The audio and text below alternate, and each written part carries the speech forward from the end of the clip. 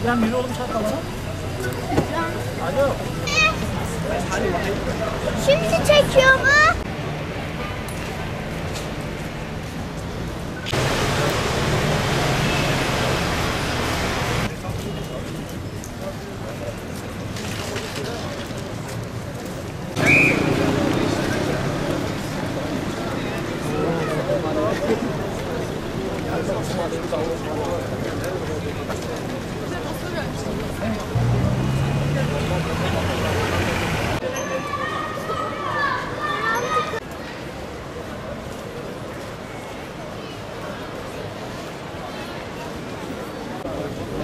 Değerli meslektaşlarımız, değerli STK temsilcileri, değerli vatandaşlarımız, basınımızın güzide temsilcileri, sessiz yürüyüşümüzün şu an 5. haftasındayız. Bismillahirrahmanirrahim.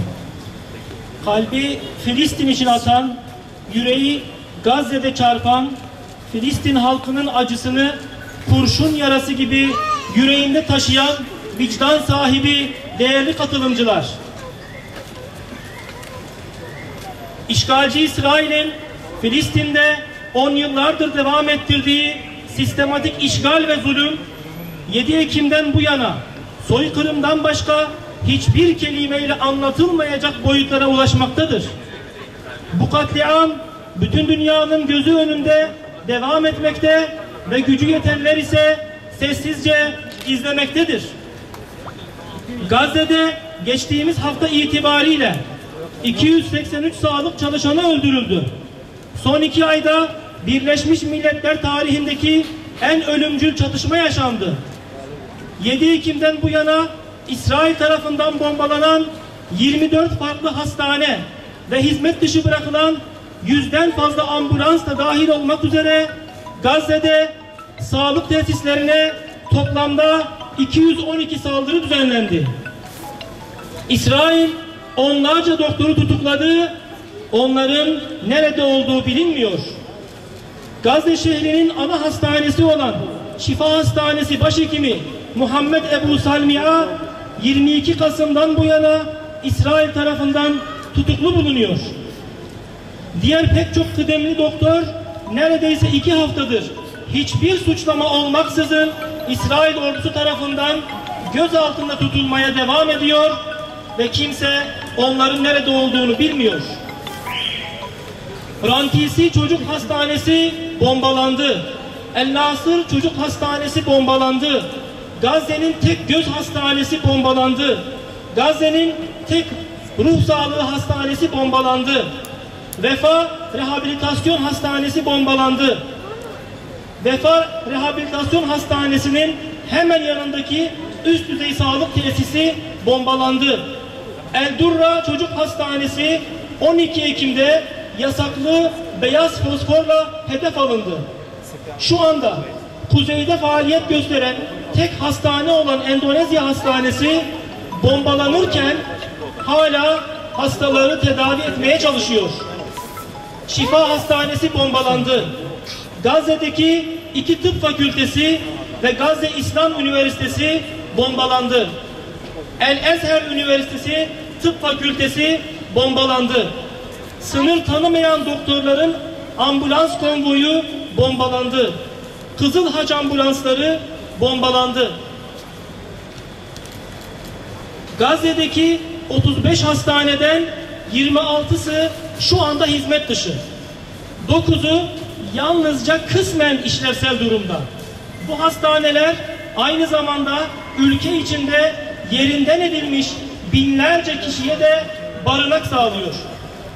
Yakıt tükenmesi nedeniyle hastanelerin kapanması sonucu artık kuzeydeki yaralıları tahliye etmek imkansız halde. Bunun yerine hastalar ölüme terk ediliyor. Geçtiğimiz hafta itibariyle 7.000'den fazlası çocuk olmak üzere 18.000'den fazla Filistinli şehit edildi.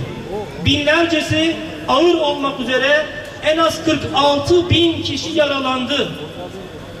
Hekimler ve sağlık çalışanları olarak İsrail'in bu saldırılarına karşı tepki göstermeye, Gazze'deki sivillerin, çocukların, kadınların, meslektaşlarımızın ve hastaların hayatlarının korunması adına mesleğimize yakışır bir duruş ortaya koymaya kararlıyız.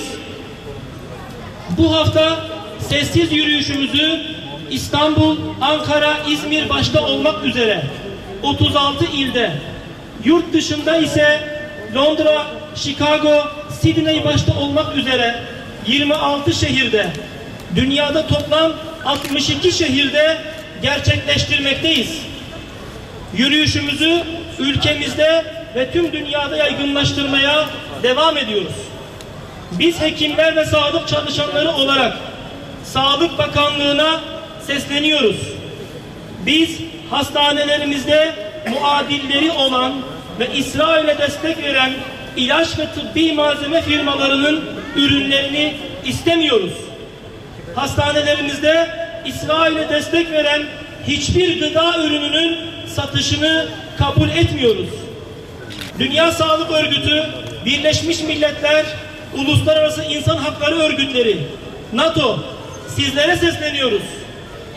Tüm dünyanın gözü önünde gerçekleşen bu zulme karşı koymak için daha neyi bekliyorsunuz? Yoksa kimin insan, neyin insan hakkı olduğuna birilerinin çıkarlarına göre mi karar veriliyor? Buradan tüm dünyadaki hekimler, sağlık çalışanları ve vicdan sahibi insanları harekete geçmeye, bu onurlu yürüyüşte yer alarak zulme karşı durmak adına sessiz yürüyüş kervanımızda ses olmaya davet ediyoruz. Kanıksamayacağız, normalleştirmeyeceğiz, sindirilmeyeceğiz, sabırla ve azimle zulme karşı duranlar olacağız. Ya Rabbi ve ya Rabbes semavati vel aradin, ya Halık ve ya Halık külli şey, gökleri yıldızlarıyla, zemini müştemilatıyla ve bütün mahlukatı bütün keyfiyatıyla teshir eden kudretinin ve iradetinin ve hikmetinin ve hakimiyetinin ve rahmetinin hakkı için Filistinli kardeşlerimizi bu zulümden kurtar. Hazreti Musa Aleyhisselam'a denizi ve Hazreti İbrahim Aleyhisselam'a ateşi ve Hazreti Davud Aleyhisselam'a dağı demiri ve Hazreti Süleyman Aleyhisselam'a cinni ve insi ve Hazreti Muhammed Aleyhisselatu Vesselam'a şems ve kameri teshir ettiğin gibi Filistinli kardeşlerimize de zafer nasip eyle. Sana ülke diyeni yüzüne tüküreyim. Müslüman uyuma, kardeşine sahip çık. Müslüman uyuma, kardeşine sahip çık. Hamas'a selam, direnişe devam. Hamas'a selam, direnişe devam. Katil İsrail, Filistin'den defol. Hamas'a, Gazze'ye dinler selam olsun. İsrail, Van Minik, Mescid-i Aksa'dan defol git. Zalimler için yaşasın cehennem. Tekbir, Allahu Ekber. La ilahe illallah, Muhammed Resulullah. La ilahe illallah, İsrail lanetullah. La ilahe illallah, Amerika lanetullah. Netanyahu, Netanyahu, yeter yahu. Netanyahu, defol yahu. Netanyahu, kahrol yahu. Hamas, vur. Netanyahu kudur. Muhammed'in ordusu, İsrail'in korkusu. Allahu Ekber. Muhammed